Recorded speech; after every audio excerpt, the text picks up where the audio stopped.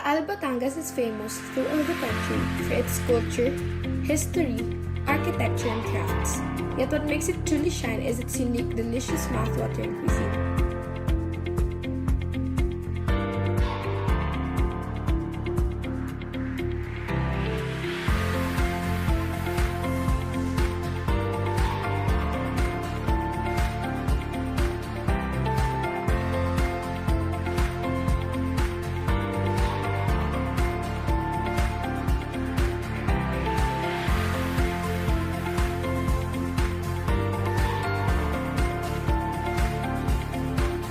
Ngunit ang hindi alam ng karamihan ay mayroon pang natatagong yamang matitikman nito.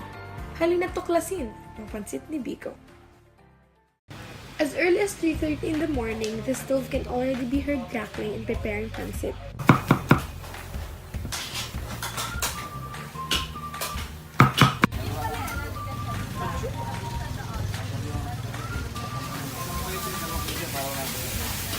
Pansit today is known as Pansit ni Mang Biko. 1953, aring pansit na ay nasa palengke na. Okay? It was actually started by a couple in the names of Lola Sabel and Tatay Mumoy. Okay? Lola Sabel and Tatay Mumoy were just as contented in a small stall in the old palengke. Okay, so dark, but still the popular spot where people would always have to go. And that's simply just to savor or in their clamor to be able to feast on what can be ordinaryong pansit. It may be as ordinary, but it became really as popular. Lola Sabel and Tatay Mumoy got into that particular business will only that they have realized that not any of their children would like to inherit or would like to take over. Mang Biko started out as their errand boy, eventually earning their trust until becoming their main cook. Okay? Pag tinatawag nga nila si Mang Biko, alam na alam nila because Mang Biko had this standard attire which is the hi-fi sando na puti. As Lola Sabel and Tatay Mumoy was known, this particular pansit, which is, I don't say it's disappointing to be described as Mang Biko because actually si Mang Biko talaga ang who continued it, no? But then to your generation it's Mang Biko, but to our and the past generations it used to be something like pansit sab-sab. Okay? Sab-sab for you, you may not know it, is actually a manner of eating where you become a little bit voracious, no? Yung tipo bang takaw na para bagang hindi ka makapag-intay na dumating ang kutsara o tinidor, hindi ka makahintay na maibigay sa iyo, all of a sudden, as you grab it, you just get into it, no? In the early days, since this is something like wrapped in a traditional way, which is fondly called as balisungsong, okay, the conical way, they never used anything or any instrument to put it in your mouth. It was something like just pushing it down there from the bottom, and as it gets to isinusubo mo agad yan. So para kang sumasabsab. Sabsab may even refer to the manner of how the pigs eat. Kasi sabsab na sabsab, no? The way pansit ni Biko is served is on a balisungsong, and this type of serving is called pansit sab-sab. Instead of eating the pansit in a sab-sab way, forks and chopsticks are now used.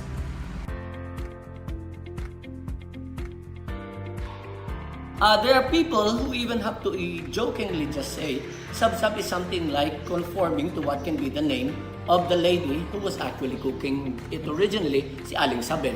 So, pansit sab-sab. Imbis na pansit sabel, pansit sab-sab. Okay? Now, as I told you, Lola Sabel and Tatay Mumoy, in that particular business, small business venture, they have managed to send their children to good school and eventually got to migrate to the States. And not even one of them took over for something like to continue what can be just the legacy of the couple. Now, Mang Biko took advantage of that. When the couple died, he got into it. So it was in 1975, to be exact, that Mang Biko took over. And as it took over the whole administration of what can be Pansit Palengke or the ordinary the ordinary Pansit. He just the same has managed to bring his children or to put his children into good schools. Okay. However, what is nice with Mang Biko is even he already has what do you call this? Left this world. Okay. One of the children, si Vanji, has taken over. Although she may not be regularly overseeing things, no, but these nephews, okay, these boys, have been given enough of what can be just instructions to really get into something like what can be traditional Pansit. Pag nagluluto po ng pansit, una, binababad muna po sa tubig ang bihon. Tapos mga 15 to 20 minutes, magigisa na po sa kawali ng sibuyas, bawang at upo.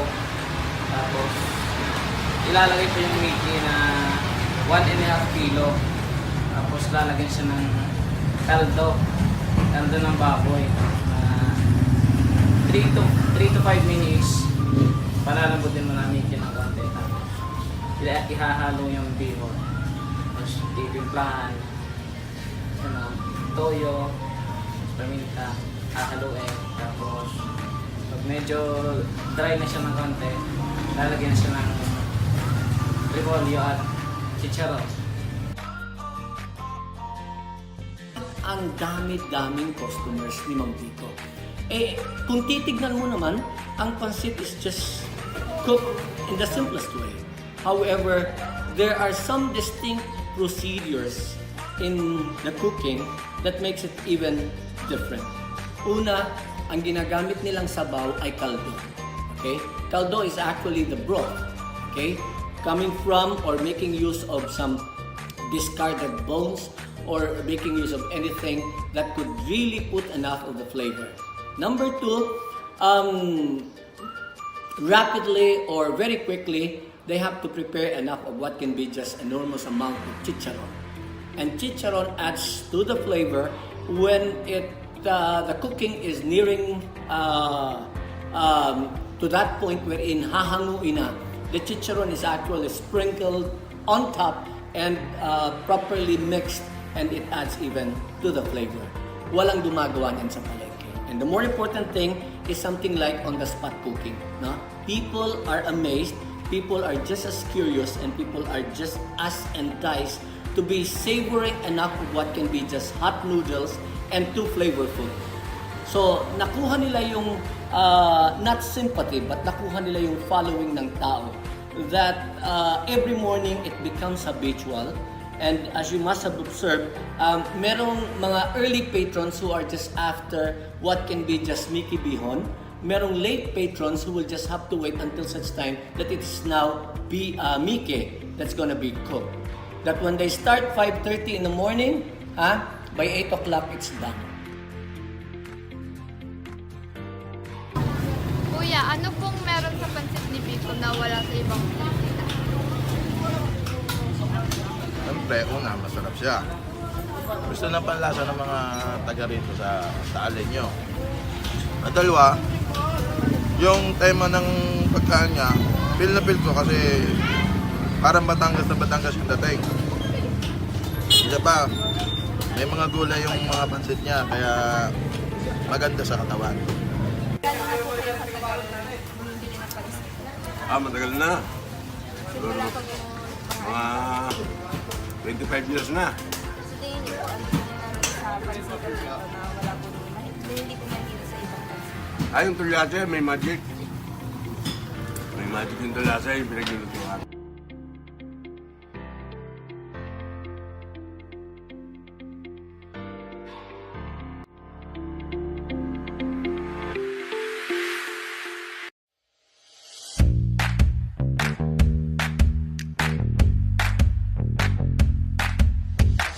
This particular Pansit has become part and parcel of Taal history. Whether it is Pansit ni Biko, longganisa or tapa, and some other products of Taal, more important thing is for us not to only appreciate it by the market following, but to give enough meaning to what could be just part and parcel of what can be historical background of the place and its culinary aspect.